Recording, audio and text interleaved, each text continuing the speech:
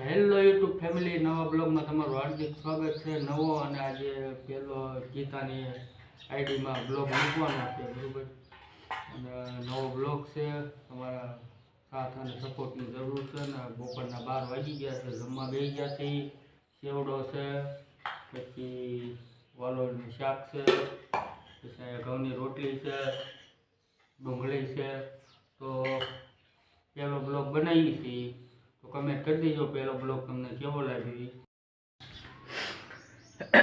તો જમી લીધું છે ને જમીન નવરા થઈ ગયા. 12 વાગે જમવા બેઠા હતા ને વાગ્યા કેટલા ઘડિયાળમાં જોઈ લો, 1:05 થઈ ગઈ. એટલો જમવાનો ટાઈમ થયો. આજે કેટલા વાગે બેઠા હતા? 12:30 જમવા બેઠા હતા. અને અડધી કલાક પોણી કલાક થઈ અને ગીતા શું કરશો?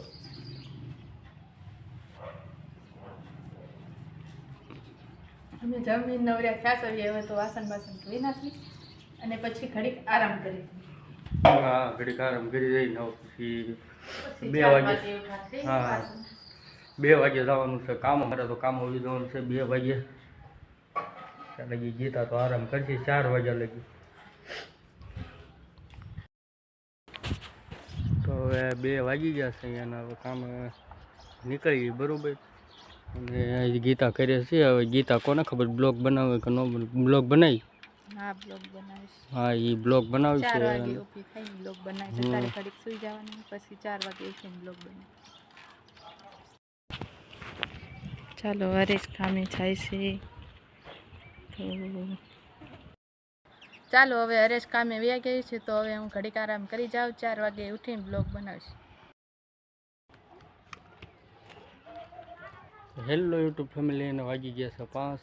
તો વહેલા હારી કારખાને ત્યાં જ કરી વેવા, કારણ કે રજા પડી ગઈ હતી, લાઇટ વહી ગઈ હતી, એટલે વહેલા હારી રજા પડી ગઈ છે અને ઘરે વેવા છે.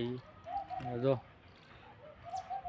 અમારે સાહેબ કપડાં ધોતા ધોતા ચા પીવે. હે, કપડાં ધોતા ધોતા ચા પી?